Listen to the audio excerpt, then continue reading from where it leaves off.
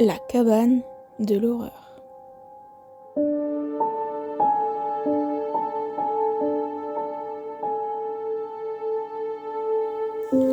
Un podcast présenté par Valentine. J'espère que cet épisode vous plaira.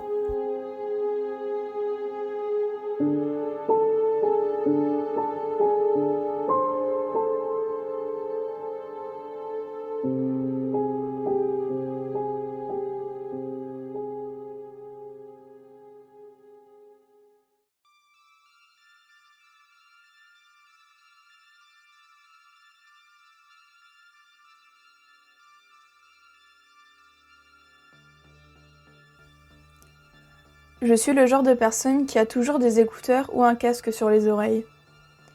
J'écoute en permanence de la musique, un podcast ou un livre audio. On pourrait juste dire que j'ai toujours quelque chose à écouter, que j'ai mieux à faire qu'être avec ma famille ou mes amis. Mais ce n'est pas ça. J'ai une autre raison à ça. Je suis anxieuse et avoir quelque chose d'autre à écouter que mes pensées intrusives m'aide. J'ai aussi du mal avec les bruits extérieurs. Je suis facilement stimulée et ça m'empêche de faire mes tâches au quotidien. Dès que je me réveille, je sélectionne une de mes playlists et la lance en aléatoire. Je mange en musique, me prépare en musique et pars au travail en écoutant un livre audio et reviens chez moi en écoutant un podcast. C'est souvent de cette manière que je fonctionne. Quand je m'occupe du ménage ou que je me promène, ça peut être l'un des trois. Ça dépend de mon humeur et de mes envies. C'est une situation qui fait un peu de peine à mes parents. Ils me voient toujours dans ma bulle et je ne leur parle presque jamais. Je suis sûre qu'ils ne sont pas au courant des crises de panique que j'ai la nuit à cause de l'anxiété. Cette situation fait que je passe toujours à côté de beaucoup de choses. Des conversations, des informations importantes. Je ne sais jamais ce qu'ils disent ou ce qu'il faut faire. J'ai toujours un train de retard. La seule façon de communiquer avec moi est par message. Ma mère m'envoie à chaque fois un message pour me dire que le dîner est prêt, ou si j'ai besoin de quelque chose, car elle part faire les courses, puisque je peine à lui répondre. Je zappe aussi ce que mon frère me dit. Il y a des moments où je le cherche dans la maison, mais il n'est pas là. Je lui envoie donc un message en lui demandant où il est. Il me répond une phrase du style « Je te l'ai déjà dit, je suis avec un tel dehors, je ne rentre pas tout de suite ». J'ai le cœur brisé à chaque fois que j'essaie de sortir de ma zone de confort. Je n'essaie presque plus de communiquer avec quiconque autrement que par message. Je viens tout juste de rentrer d'une balade que j'ai effectuée en écoutant un podcast horrifique, avant d'aller dormir. Je suis à l'épisode 30, le problème avec Dave. Celui où le personnage principal parle de son coloc. Et j'avoue que je connecte pas mal au personnage. Au moment où je suis dans le garage, je reçois un message d'une amie qui me fait rire. Je prends mon téléphone avec mes deux mains. Je lâche alors ma main droite de la poignée de la porte du garage. Une fois que j'ai fini de répondre à son message, je range mon téléphone dans ma poche et continue l'écoute du podcast. Je décide alors de faire un peu de ménage. Je fais plusieurs allers-retours dans la maison. Je ne fais pas trop attention au monde autour de moi, mais j'ai comme l'impression d'entendre mon prénom à un moment donné. Je glisse légèrement mon casque d'un côté pour savoir d'où vient ce bruit. Mais j'ai dû halluciner car je n'entends plus personne. Je pars alors du garage pour revenir dans le salon, où je peux avoir une vue sur une partie de la véranda. Je vois que mon père est allongé sur son fauteuil. S'il a voulu m'appeler, il aurait tourné sa tête en me voyant sortir du garage. Mais il dort paisiblement.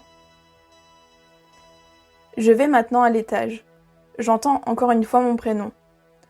Je glisse une nouvelle fois mon casque et regarde autour de moi. Je vois que la porte de la chambre de mon frère est ouverte. Peut-être qu'il m'a appelé. Je rentre alors dans sa chambre, mais je vois qu'il est avachi sur son bureau. Il était sûrement en train de faire ses devoirs, mais il est tombé endormi. Je vais dans ma chambre pour prendre mes affaires sales pour les ramener dans la salle de bain.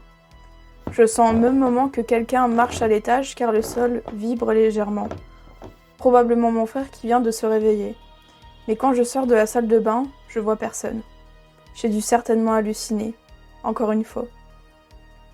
Je retourne une nouvelle fois dans ma chambre pour prendre mon assiette sale de ce midi.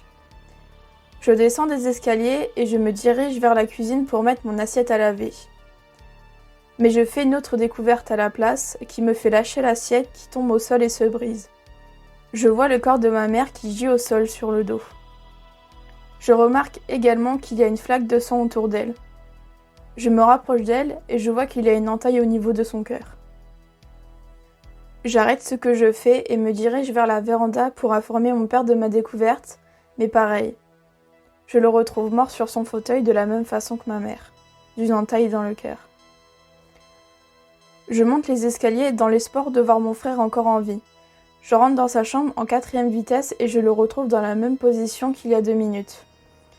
Je me rapproche de lui et m'agenouille et essaie de voir tant bien que mal s'il est blessé aussi, et c'est le cas. Je ne sais pas pourquoi, mais une force me dit de regarder à la fenêtre. Peut-être qu'un de mes voisins est dehors et pourra me venir en aide. Je regarde à la fenêtre, mais je ne vois aucun de mes voisins. Je vois à la place un inconnu, avec une cagoule qui cache son visage, me faire coucou de la main. Mon sang bout, je suis en colère. Pourquoi a-t-il fait ça? Mais surtout, comment? Mais c'est à ce moment-là que je me rappelle. La porte du garage, je ne l'ai pas fermée. J'ai été distraite par mon téléphone et le podcast que j'écoutais. Quelle idiote je fais. Je me demande alors, la personne qui disait mon prénom tout à l'heure, était-ce l'inconnu? Ou ma famille qui me criait à l'aide? Mais encore une fois, j'ai échoué. Je n'ai pas été à leur hauteur. Je ne les ai pas écoutés. Je continue de fixer l'inconnu qui reste là, à me regarder également. Je pense que je vais devoir sortir de ma zone de confort. Je vais devoir stopper l'écoute de podcasts, livres audio et musique pendant un moment. Je passe à côté de trop de choses, même à la mort de ma famille.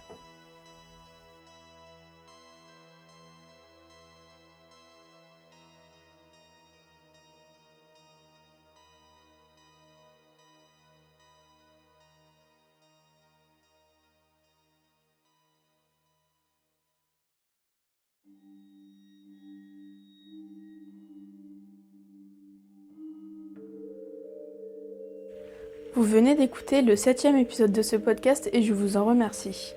Vous pouvez me donner votre avis sur Podcast Addict ou Spotify, me faire un don sur mon profil Ko-fi, me rejoindre sur mon Instagram ou me contacter par mail. Les informations seront dans la barre de description de l'épisode. Sur ce, j'espère que votre courage ne s'est pas envolé et qu'aucun esprit n'est pris place chez vous. À bientôt.